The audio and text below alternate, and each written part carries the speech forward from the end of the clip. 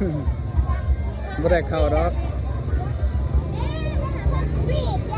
คนหลายเลยพี่น้องไปยานี่เบิ้ลกันลอยกันเลย คนเต็มมันยังว่าสายไพ่ถวายดอก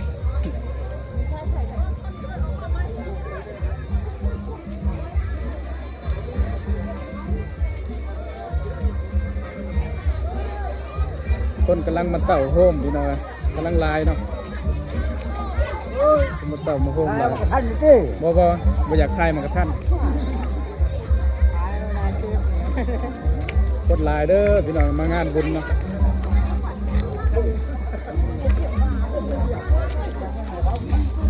หนาวกำลังนั่นเนาะมาเต่ามาโฮมพี่น้องงานบุญเฉลิมฉลอง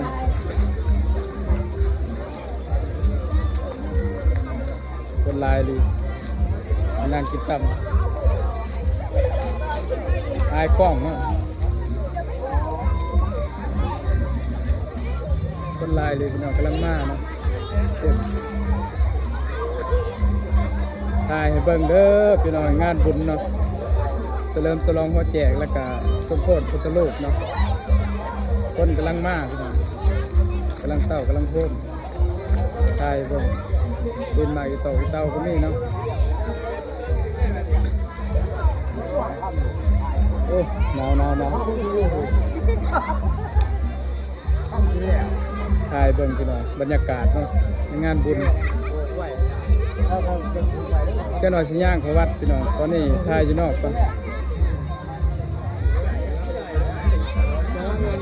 ดินมาอีเต่าก็มีเนาะกำลังมาเต่ามาโฮมไม่ได้ทางมาทางนั้นทางใต้ก็มีมาเลาะงานบุญมีดินมาเตายืนท่านี่เนาะคุณเจ้ากำลังมา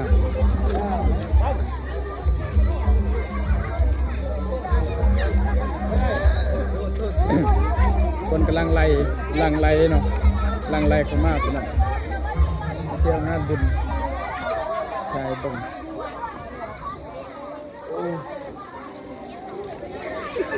ข้างในก็สีนั่นเลยเนาะแจ้งเลยพี่น้องคนลายนี้พี่น้อง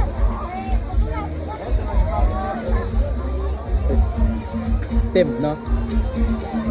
เต็มงานบุญใช่บุญ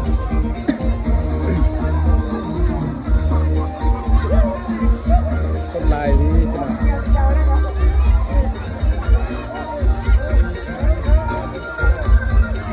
ได้ก็มาส้มพี่น้อง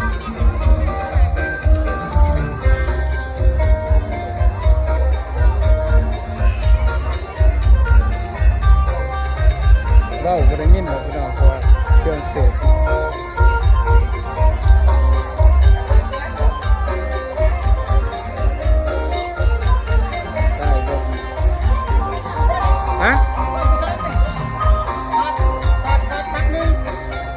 ถอดสั่งถอดสายไฟพักนึงสิเสียบตัวนี้แล้วก็เอาตัวนี้เสียบตัวนี้เอาคุกก็ถอดตัวนึงมาจับติจับกล้องวะเอาตัวยีลงเนี่ยเสียงป่ะ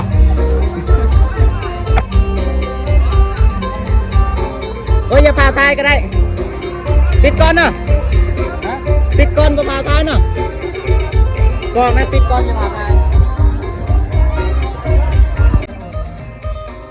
วิดีโอ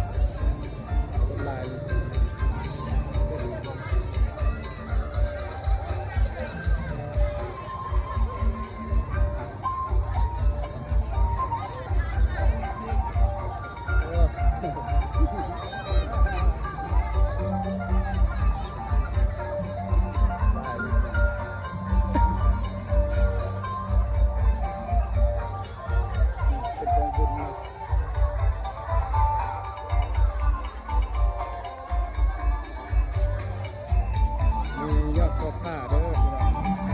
เสื้อผ้า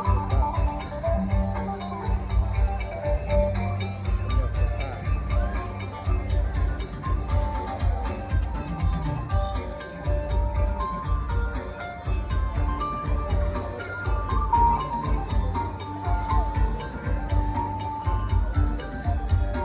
มีเครื่องแบบของบุญมันเต็ม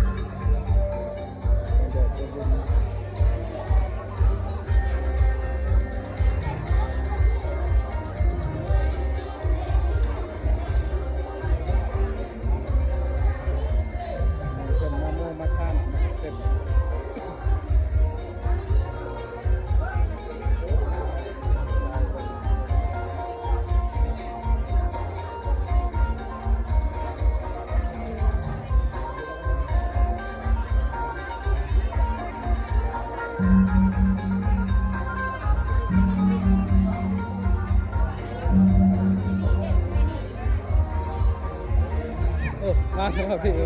สวัสดีเด้อนี่ช่วยกัน ส่ง หน้า เขาลงส่งกันเหรอ ด้วย ส่งไหน บาซอนไซส์แนล บาวสวนไซส์แนล ด้วย ฟุตบาทไหน อยู่สวรรณเขตแต่ว่าสั่งกล้วยอยู่อัดปืน โบมาอยู่ เด็กอยู่ข้างหอนี่เพื่อนมาเปรี้ยวอ่ะ แมนมากบริษัทเอง ไปตีไปหาทายกับ เดี๋ยวเจอกัน บริบินโดรนเหรอ พี่เราพี่เรา เออมาทายนะทายสุดเลย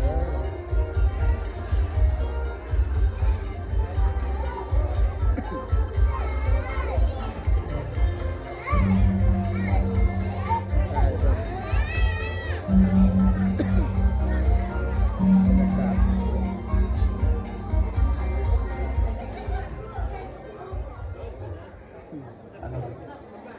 ลง3 4ลงลง3 4 5 6 7 8 9 10ลงเอาจัวเนาะ งานบุญกีฬา พอดีก็ตัวเป็นบางคนใหญ่ของบ้านเฮาจะเป็นเอาเด้อเเออออ ถือว่าเป็นงานสมโพธิพระเนาะนั่นก็เป็นการมอบธรรมสนองธรรมแล้วก็มีสิ่งประสานหลายอย่างที่ทำเจ้าศรัทธาได้ประสานอยู่วัดสุขบันการของเขาเนาะแล้วเฉพาะเป็นเจ้าศรัทธารักก็คือทางบริษัทยอมกันไบดีกรุ๊ปจังที่ได้ลงทุนในการก่อสร้างปฏิสังขรณ์สถานที่วัดว่างห้างก็คือสถานที่วัดเชกบันกลางของเขาคือว่าวันนี้เป็นการเริ่มในงานครั้งนี้คือว่าเป็นมือตั้งบุญจังดับเพลิงจังที่ก็พอเวลาจะทำจังที่ก็เป็นการโมบุญ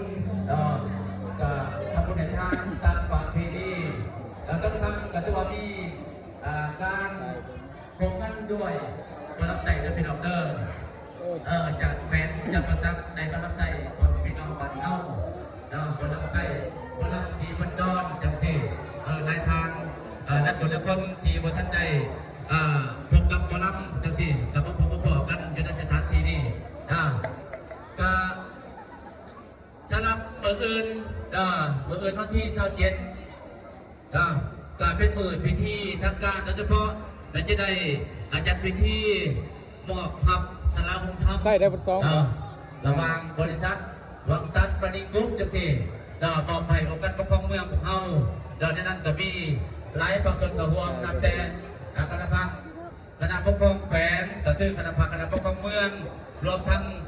ก็จะตั้งทันบ้านแล้วก็หลายฝั่งส่วนกระห่วงรวมทั้งพ่อแม่พี่น้องชาวบ้านเชกบาลของเขาชาวพุทธทางศาสนิกชนทั้งหลายจังสี่เข้ามาห่วงก็ถือว่าเป็นพิธีสำเร็จในการมอบแล้วจะได้จัดพิธีในการยกยอดโซฟาเด้อพี่น้องเด้อตั้งคำ ซึ่งพิธีบอกพับเนี่ยจะเริ่มแต่3 โมงแรงเริ่มแต่3 โมงแรงจนเสร็จสิ้นเวลาไปหอดอยู่ในเวลาตั้งทำประมาณอยู่4 โมงแรงโดยประมาณจะได้ยอดสภาก่อนที่ยอดสภามันจะได้มีการแห่ตั้งประเพณี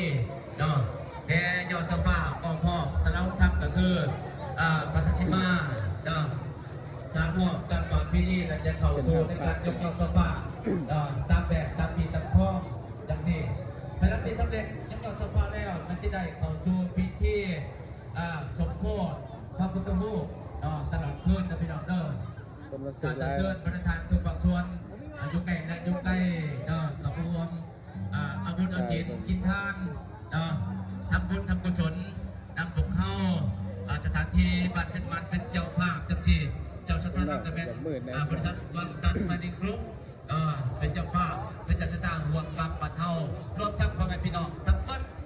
อยู่ในสถานที่นี้จะเป็นเจ้าภาพนำกันเป็นเจ้าภาพรวมน้องพี่น้องมืดมัวอะไร ก็คือว่าท่านพาดอกกันหน้าเป็นกมีหกทางบางส่วนได้ประกอบส่วนแล้วก็มีทั้งคณะที่สอบคณะเด็กการเกียร์สถานทหารจังสี่สิ่งใดที่บางคนตรวจสิ่งใดที่บางเพียงบางข้อประกอบให้ตั้งหน้าให้ทำจังหวัดกระทำเพิ่นตัวอันนี้เป็นงานกุศลอันบุญกับหลายภาคส่วนในวิสุทธิประกอบส่วนเท่าที่มีเงินมีเงินกินทั้งใจทั้งทำเพลงศิลป์ทำเพลงกินทั้งใจทั้งทีในประกอบส่วนทุกสิ่งทุกประการต้องไปยังไงบรรดาแล้วก็ในการช่วยเชียร์ใจจะเป็นเรื่องมืดไปปะ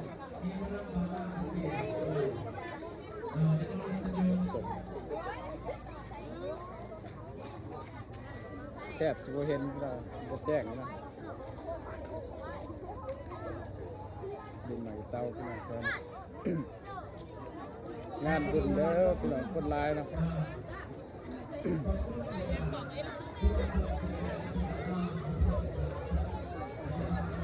เด็ก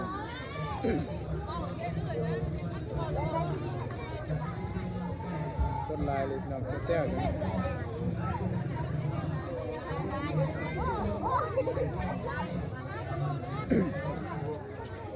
มา2 คนวะ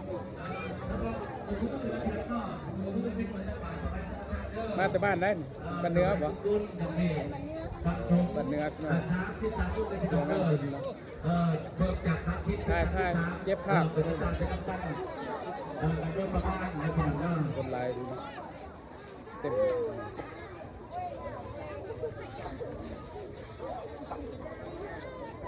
แต่ที่ว่าการเข้าเป็นโอกาสใหม่ที่ได้เป็นเจ้าภาพเจ้าชะตาที่ได้พบกับงานที่ใหญ่ๆจังที่ก็ถือว่าเป็นคนตามใจที่เข้าแต่ความเป็นความคุ้มค่าในการสร้างบุญสร้างกุศล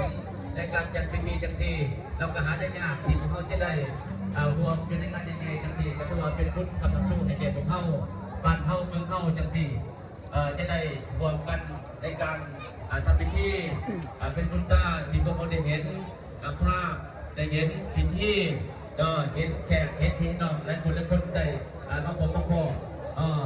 ที่ยุไก่กับสลาเวลาได้มาผมมาพอกันสถานที่นี้ก็คืองานบุญบางใหญ่ในครั้งนี้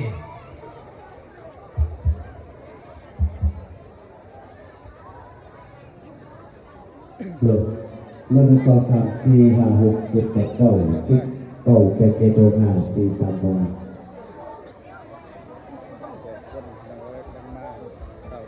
ลดลด2 3 4 5 6 7 8 9 10 9 8 7 5 4 3 2 1ฮัลโหลฮัลโหลฮัลโหล1 2 3 4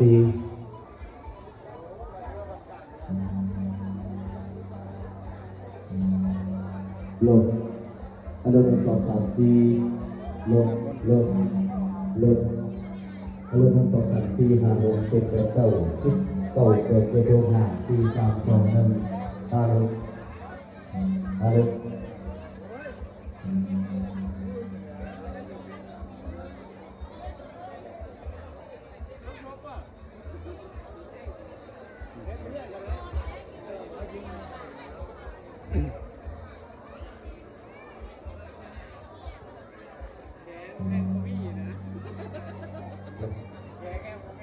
เอาก็ขออนุญาตประชาสัมพันธ์อีกเด้อก็ทั้งพี่ทั้งน้องเนาะ